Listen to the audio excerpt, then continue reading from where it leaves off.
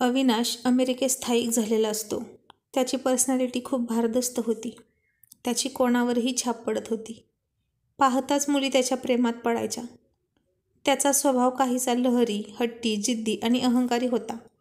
त्याच्यात ॲटिट्यूड जास्त होता. कोणतीही गोष्ट पैशाने विकत घेता येते असं त्याला वाटत होतं.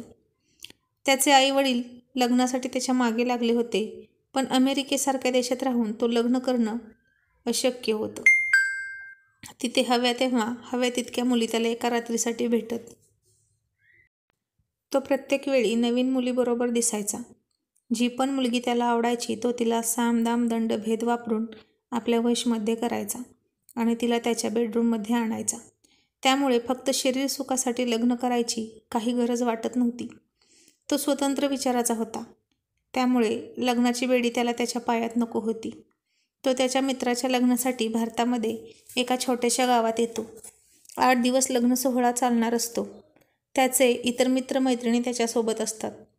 लग्न मुलीच्या घरी असतं. फॉरेनचे पाहुणे असल्यामुळे त्यांचा खास पाहुणचार करण्यात येत होता. आज संगीत सेरेमनी असते. नवरा मुलगा आणि नवरी मुलीच्या 2 टीम गाणे डान्स करण्यासाठी तयार असतात.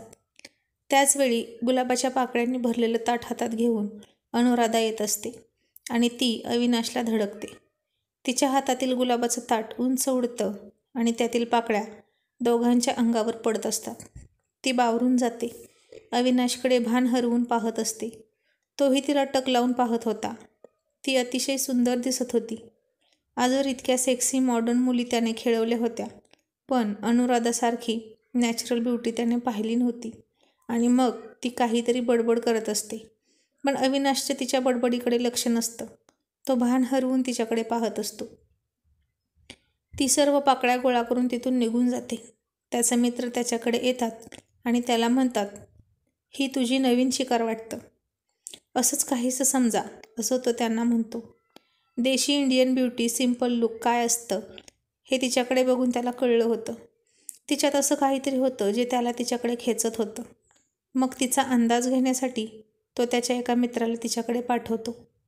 मुलगी पटवायची असेल तर तिच्या स्वभावाचा अंदाज घेण्याची ही त्याची पद्धत होती. यावरून तिला पटवणे सोपं की कठीण आणि मग कोणता मार्ग निवडायचा हे तो ठरवत असे. अनुराधा काही सामान आणण्यासाठी रूममध्ये जाते. अविनाशचा मित्र तिच्या मागे जातो आणि तिला म्हणतो, हाय बेबी, खूपच सुंदर दिसत आहेस. माझ्याबद्दल तुझं काय मत आहे? अनुराधाला समजत नव्हतं की हा काय बडबडत आहे, पण तो आता जास्तच ओपन होऊन तिच्याशी बोलत होता. एका रात्रीसाठी माझ्यासोबत येशील काय? तुला हवा तितका पैसा देतो. तिला खूप राग येतो. ती खाडकन त्याच्या कानाखाली मारते. पाहुणे आहात म्हणून सोडून देते, नाहीतर, असं म्हणून ती निघून जाते. त्याचा मित्र गालावर हात ठेवूनच अविनाशकडे येतो. त्याचे बाकीचे मित्र त्याला म्हणतात, तू तिचा नाद सोडूनच दे. हे पाणी काही औरच आहे. ही मुलगी तुला पटणार नाही. पण हार मानेल तो अविनाश कसला? त्याने आता मित्रांसोबत पैज लावली. मी या मुलीला पटवून दाखवणारच. दुसऱ्या दिवशी हळदीचा कार्यक्रम असतो. ती कपडे चेंज करत असते आणि काल तिने कानाखाली मारलेला मुलगा तिच्या रूममध्ये येतो. तिची ओढणी खेचतो. कालच्या थपडीचा बदला घेण्यासाठी तो आलेला असतो. ती खूप घाबरली होती. जवळ कोणीच नव्हते. तो तिच्या अंगावर हात टाकणार इतक्यात अविनाश त्याचा हात पकडतो. त्याला बेदम चोप देतो आणि तिथून हाकलून देतो आणि तिची माफी मागतो. माझा मित्र मूर्ख आहे. त्याला वाटलं की इथं अमेरिकेसारख्या मुली सहज पटत असतील, पण त्याला हे माहीत नाही की भारतीय मुलींना स्वतःची इज्जत प्राणापेक्षा जास्त प्रिय असते. त्याच्या वतीने मी तुमची माफी मागतो. आणि तो तिची ओढणी उचलून तिच्या अंगावर टाकतो. अनुराधा त्याच्याकडे कृतज्ञतेच्या नजरेने पाहत असते. तिच्या मनावर त्याचा परिणाम झाला होता. मुलींचा सन्मान करणारी मुलं कमी असतात आणि अविनाश त्यातलाच एक होता. तो निघून जातो. काही वेळाने ती भानावर येते आणि त्याचे आभार मानायचे विसरले म्हणून तिला स्वतःचाच राग येतो. मग दुसऱ्या दिवशी ती त्याच्याजवळ सरबत घेऊन जाते. त्याचं तिच्याकडे लक्ष असून नसल्यासारखं तो भासवतो. ती त्याला म्हणते, तुम्ही माझ्यासाठी काल जे काही केलं त्यासाठी मी खूप आभारी आहे. तुमच्या जागी कोणतीही मुलगी असती तरी मी हेच केलं असतं. मुलींचे रक्षण करणं हे मी माझं कर्तव्य समजतो. तिला अविनाश एक चांगला मुलगा वाटत असतो. अमेरिकेत राहूनही तो त्याचे भारतीय संस्कार विसरला नाही. आता दोघेही लग्नामध्ये सोबत डान्स करतात, जेवण करतात, गप्पा मारतात. फार कमी वेळात त्यांच्यात खूप चांगली मैत्री झालेली असते. तो तिच्या सौंदर्याची तारीफ करायचा, तिच्या ड्रेसचं कौतुक करायचा. हे सगळं तिला आवडत होतं आणि आता अविनाशसुद्धा तिला आवडायला लागला होता. आता लग्न झालं. 2 दिवसांनी अविनाश पुन्हा परत जाणार असतो म्हणून ती नाराज होती, कारण तिने तिच्या प्रेमाची कबुली अजून दिलेली नव्हती आणि अविनाशचं तिच्यावर प्रेम आहे की नाही हेही तिला माहीत नव्हतं. अविनाशलाही वाटत होतं, अनुराधाच्या वागण्यावरून तरी ती माझ्यावर प्रेम करते, पण नुसतं प्रेम करून भागणार नाही. ती त्याला त्याच्या बेडरूममध्ये त्याच्या मिठीत हवी होती. अनुराधा अजून हवी तशी त्याला पटलेली नसते आणि शेवटचं भेटण्यासाठी तो तिला टेरेसवर बोलावतो. सर्वजण झोपलेले असतात. तो तिची वाट पाहत असलेला असतो. 12:30 वाजलेले असतात. ती येईल की नाही अशी शंका त्याच्या मनात असते. नाही आली तर मी आयुष्यात पहिल्यांदा पैस हरेन. जर ती आली तर आज काहीही करून तिला मी वश करणारच. वाट पाहून तो खाली जायला निघतो. इतक्यात ती समोर त्याला दिसते. फिकट गुलाबी रंगाची साडी, त्याला मॅचिंग बांगड्या, ओठावर गुलाबी शेडची लिपस्टिक तिने लावलेली होती. 1 साईड पिन केल्यामुळे त्या झिरझिऱ्या साडीतून तिचं पूर्ण शरीर दिसत होतं. मंद वाऱ्याची झुळूक येत होती आणि त्या लहरीवर तिचे केस आणि पदर हळूवारपणे उडत होते. आणि आसपासच्या जगाला तो विसरून जातो. त्याची पैजही विसरून जातो. त्याच्याही नकळत मंत्रमुग्ध झाल्यासारखा तो तिच्या दिशेने येतो. गुडघ्यावर खाली बसत तिला गुलाबाचे फूल देत आय लव्ह यू म्हणतो आणि ती त्याला घट्ट मिठी मारते. ती सुद्धा आय लव्ह यू म्हणते. तो तिच्या पाठीवरून हळूवार बोटे फिरवतो. त्याच्या स्पर्शाने ती बेधुंद झाली. त्याचा हात तिच्या कमरेवर, पोटावर, मानेवर फिरत होता. तो तिची कामवासना उत्तेजित करत होता. तिला विवश करत होता. तीही त्याला प्रतिसाद देत होती. तिचे शरीर आता बंड करून उठले होते. तो तिच्या ओठांचा किस घेतो आणि ती शहारते. तो तिचा पदर खाली घेतो. तिच्या ब्लाऊजची बटन काढणार इतक्यात ती दूर जाते. पदर पुन्हा अंगावर घेते. आता याच्यापुढे आपण गेलो तर अनर्थ होईल असे तिला वाटते. पण तो आता पेटून उठला होता. तो तिला पाठीमागून मिठी मारतो. तुझे माझ्यावर प्रेम आहे ना? ती हो म्हणते. मी उद्या जाणार आहे. मला तुझ्या आठवणी सोबत घेऊन जायच्या आहेत. मला नाही म्हणू नकोस, नाहीतर मी तुझ्या विरहाने जगू शकणार नाही. पण लग्नाआधी आपण हे कसं करणार? मी लग्न करण्यासाठी आई वडिलांना घेऊन परत येईन. आणि तो परत तिला उत्तेजित करत होता. त्याने तिची अब्रू वाचवली होती. तिची अब्रू तिने त्याच्या हातात सोपवली होती. आता तिचा विरोध संपला होता. त्याने तिच्या निऱ्या सोडल्या आणि दोघेही मदहोश होऊन एकमेकांचा उपभोग घेत होते. आणि तिने त्याच्या हाती सोपवलं स्वतःला. या क्षणापासून तिने त्याला पती मानून तिचं सर्वस्व अर्पण केलं होतं. पुन्हा विरहाच्या आठवणीने तिच्या डोळ्यात अश्रू आलेले असतात. तिचे अश्रूंनी भरलेले डोळे त्याला आठवत होते. आतापर्यंत खूप मुलींशी त्यानं सेक्स केला होता, पण यावेळी त्याला पैज जिंकल्याचा आनंद होत नव्हता. कालच्या रात्रीपासून त्याच्या मनावर आणि मेंदूवर अनुराधाचंच नाव कोरलं होतं. लग्नाचं वचन देऊन तो अमेरिकेला जातो. पण पुन्हा त्याच्या मित्रांकडे गेल्यावर ते त्याला विचारतात की कशी होती रे ती? फार हॉट होती का? आम्हाला पण नाही का बोलवायचं? आम्हाला पण थोडा थोडा प्रसाद मिळाला असता ना. आणि तो चिडून त्याच्या मित्राच्या कानाखाली देतो. दुसरे मित्र त्याला या मुलीला जास्त मनावर घेऊ नकोस म्हणतात. तू अविनाश आहेस, तू पैज जिंकली आहेस, चल पार्टी करूया. ते त्याला दारू पाजतात. आता त्याचीही छाती अभिमानाने फुगते आणि मोठ्या मोठ्याने टाळ्या देऊन हसत असतो आणि पैज जिंकल्याच्या आविर्भावात बढाया मारत असतो. कोणतीच मुलगी अशी नाही की जी मला पटणार नाही. एक रात्रीसाठी मी तिला मिळवून दाखवलं. मी खरा मर्द आहे, तुम्ही सगळे नामर्द आहात, असे तो त्याच्या मित्रांना चिडवत असतो. असेच काही दिवस जातात. तो पुन्हा अमेरिकेतल्या वातावरणात दारू, मित्र, मुली यांमध्ये रंगून जातो. अनुराधा मात्र तो येण्याची वाट पाहत असते.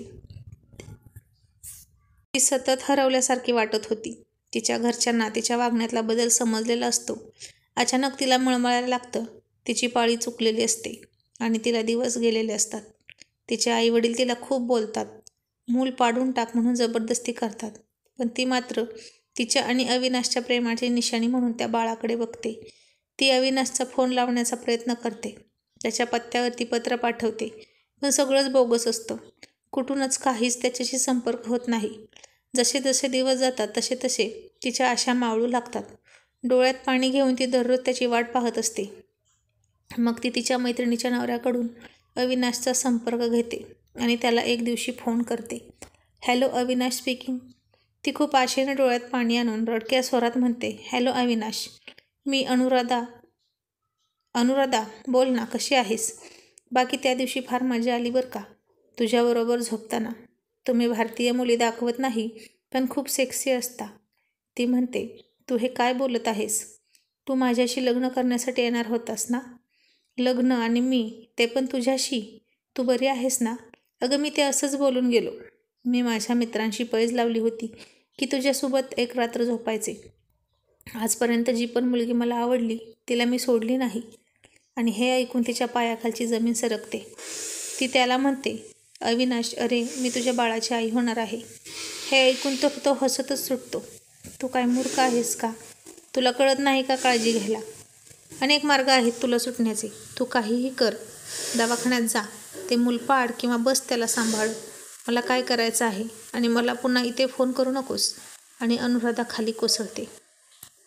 जमीन दुभंगून तिला पोटात घेईल तर बरं होईल असं तिला झालं होतं.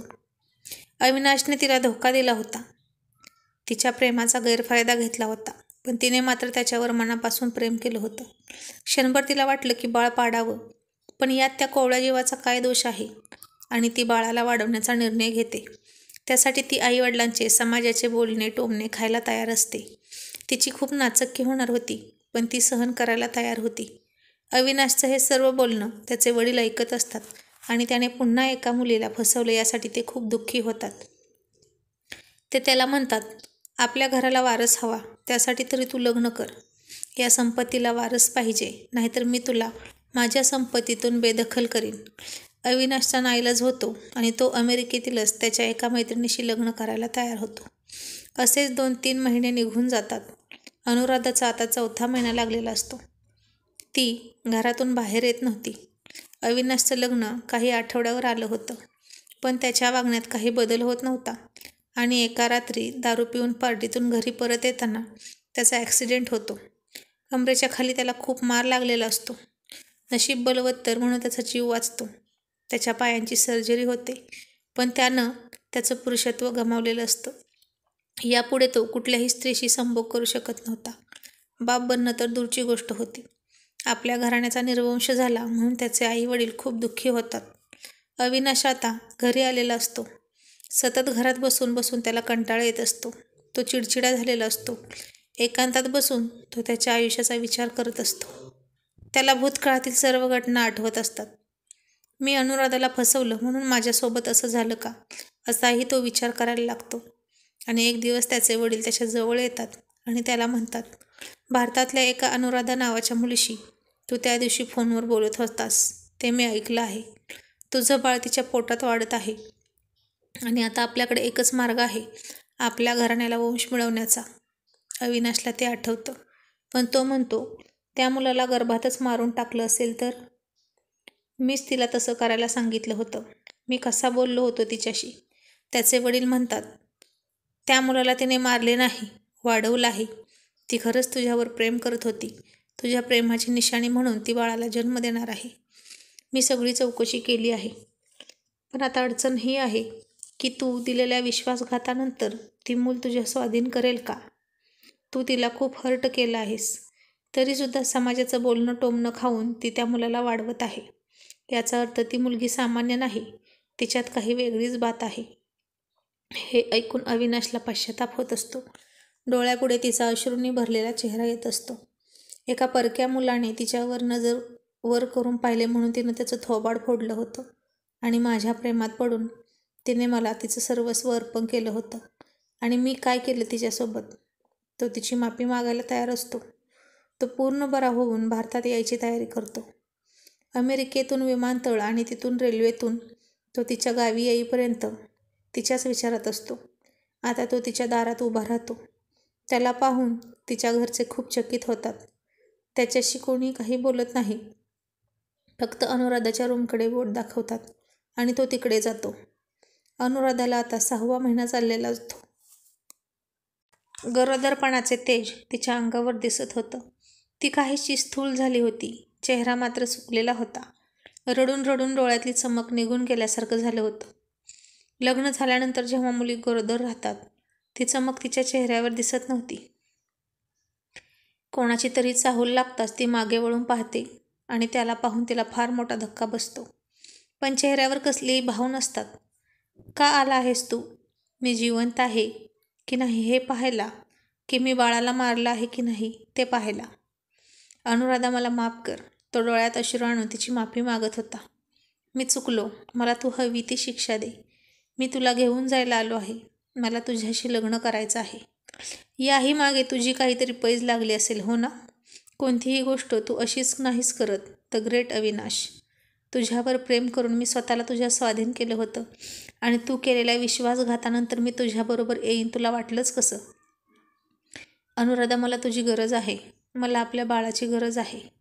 खबरदार, हे फक्त माझं मूल आहे, तुझं नाही. तुझा संबंध फक्त त्या रात्रीपुरता होता. आता हे फक्त माझं बाळ असणार आहे. तू तुझा अधिकार त्याच्यावर सांगायचा नाहीस. मी खरंच तुझा गुन्हेगार आहे, पण मला हे बाळ हवं आहे, कारण मी पुन्हा बाप होऊ शकणार नाही. आणि तो तिला सर्व हकीकत सांगतो. अच्छा, आता कळलं की तू इथे फक्त बाळासाठी आला आहेस. आजही फक्त तू स्वार्थी वागत आहेस. ज्यावेळी मला तुझी जास्त गरज होती त्यावेळी तू मला अपमानित केलंस. समाजाचे टोमणे खाऊन आता मी कणखर झाली आहे. आता मला कोणाची गरज नाही. मी आणि माझं बाळ, बस आम्ही दोघंच. त्याचं हे बोलणं तिचे आईवडील ऐकत असतात. त्यांना अविनाशची दया येते. ती त्याला म्हणते, आल्या पावली तू इथून परत जा. मी तुझ्याबरोबर येणार नाही आणि बाळही तुला देणार नाही.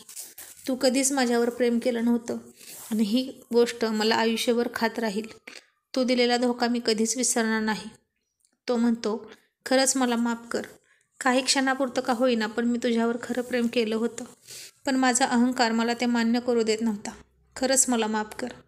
जोपर्यंत तू हो म्हणत नाही तोपर्यंत मी इथून जाणार नाही. ती त्याला चालता हो म्हणून घराच्या बाहेर काढते. दार लावून घेते. तो तसाच दिवसरात्र दरवाजाच्या बाहेर उभा असतो. पावसाळ्याचे दिवस असतात. मुसळधार पावसातही तो तसाच उभा असतो. त्याला थंडी वाजून येते. अंगात ताप भरतो आणि चक्कर येऊन पडतो. हे सर्व ती पाहत असते. तरीही तिच्या मनाला पाझर फुटत नसतो. कसा फुटणार? त्यानेच दिलेल्या वेदनांनी तिचं मन बोथट झालं होतं. तिच्या घरचे त्याला औषध पाणी करतात आणि तो पुन्हा हट्टीपणा करून तिथे जाऊन उभा राहतो. एक आठवडा झाला तरी तो तिथून हलत नाही. अनुराधा हे सर्व खिडकीतून पाहत असते. तिच्याही मनाला त्याच्या वेदना पाहून यातना होत होत्या. तिची आई तिला समजावत होती, बाळा तुझं नशीब चांगलं म्हणून तो परत आला आहे तुझा स्वीकार करायला. त्याला हो म्हण आणि त्याच्याशी लग्न कर आणि सुखी हो. त्याचं खरंच तुझ्यावर प्रेम आहे. त्याला त्याच्या वागण्याचा पश्चाताप होत आहे आणि झालं गेलं विसरून तू त्याला माफ कर. तुझ्यावर प्रेम करत नव्हता तेव्हा तुला तो सोडून गेला. आता प्रेम करतो आहे म्हणूनच तो इतकं सोसत आहे. तो तुझ्या बाळाचा बाप आहे. आणखीन काही काळ जर तो तिथे थांबला तर मरून जाईल. आधीच त्याची तब्येत खराब आहे. तिच्याही मनाला हळूहळू उमाळा फुटत होता. तिचं एक मन सांगत होतं की त्याला माफ कर, पण दुसरं मन त्याच्या फसवणुकीची आठवण करून देत होतं. तिची द्विधा मनस्थिती निर्माण होत होती आणि ती त्याला म्हणते, ठीक आहे, मी तुला हे बाळ द्यायला तयार आहे. शेवटी तू त्याचा बाप आहेस. निदान त्याला त्याच्या बापाचं नाव तरी मिळेल. तो खूप खुश होतो. ती म्हणते, मी मात्र तुझ्यासोबत येणार नाही. माझा तू कोण लागतोस? आपल्यात कोणतंच नातं नाही. तू तुझ्या बाळाला घेऊन जाऊ शकतोस. आणि त्याला धक्का बसतो. तो खूप नाराज होतो आणि तो तिला म्हणतो, तू जर माझ्यासोबत नसशील तर माझ्या आयुष्याला काहीच अर्थ उरत नाही. हे खरं आहे की मला बाळ पाहिजे, पण त्यासोबत त्याची आई पण हवी आहे. माझं तुझ्यावर प्रेम आहे हे खूपदा सांगून झालं आहे. आता मला काही नको. हे बाळ तुझं आहे. तुझा त्याच्यावर जास्त अधिकार आहे. मी तर त्याला मारून टाक म्हणालो होतो. माझ्यापेक्षा तू जास्त चांगले संस्कार त्याच्यावर करशील. मी जातो असं म्हणून तो निघतो. त्याचे डोळे अश्रूंनी भरलेले होते. तो रेल्वे स्टेशनवर येतो. गाडीची वाट पाहत बसला होता. त्याला अजूनही आशा होती की ती येईल. जशी त्या रात्री माझ्या ओढीने गच्चीवर आली तशीच ती आजही येईल असं त्याचं मन त्याला सांगत होतं. तो तिची वाट पाहत होता. आता गाडी स्टेशनवर आली. त्याचे डोळे तिची आतुरतेने वाट पाहत होते. गाडी सुटण्याची वेळ झाली पण ती आली नाही. त्याने तिला कायमचे गमावले होते. ती कधीच त्याला माफ करणार नव्हती. त्याने अतिशय वेदनेने डोळे मिटून घेतले आणि तो गाडीत चढला. तो सीटवर जाऊन बसणार इतक्यात त्याच्या समोरचं दृश्य पाहून त्याचे डोळे विस्फारले. कारण समोरच्या सीटवर अनुराधा बसली होती. पोटावर हात ठेवून तो तिच्या बाजूला जाऊन बसला आणि त्यानेही तिच्या पोटावर हात ठेवला. बाळाला त्याच्या आईवडिलांचा स्पर्श कळला आणि बाळाने आतून लाथ मारली आणि ती त्याच्या खांद्यावर डोकं ठेवून झोपी गेली. तर मित्रांनो, कशी वाटली कथा? आवडल्यास एक लाईक करा आणि चॅनलला सबस्क्राईब करा. धन्यवाद.